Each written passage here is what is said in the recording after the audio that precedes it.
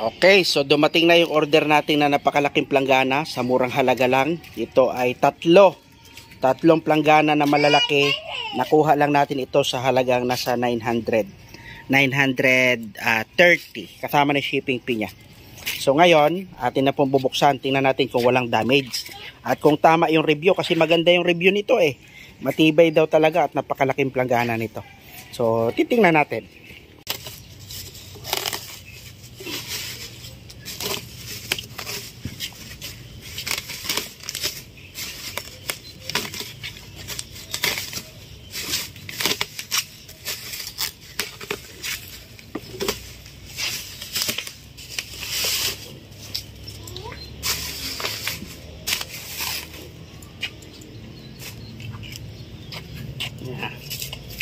Okay, ayan na po. Kuhan nga talaga, mukhang kuhan nga ito, makunat nga na planggana to. Makapal at malalaki.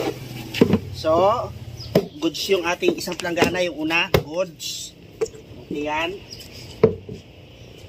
Itong pangalawa, tingnan natin kung goods siya. Okay, goods naman din. Okay, wala naman damage.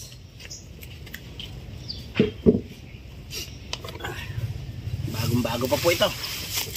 Ayan. So, yung pangatlo, okay din.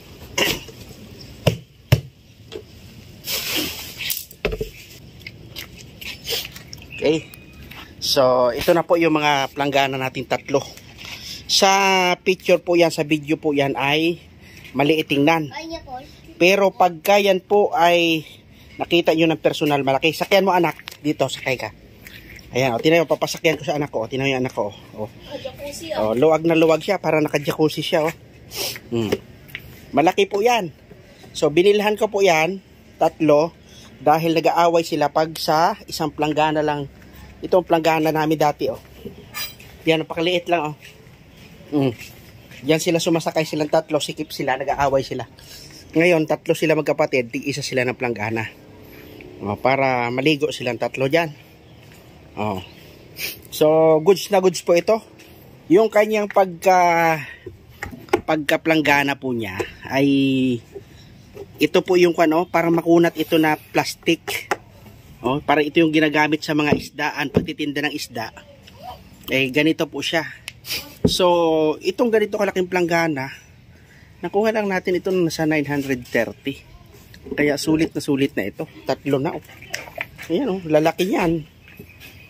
So, very good yung ating sealer dito. Maganda siyang kausap.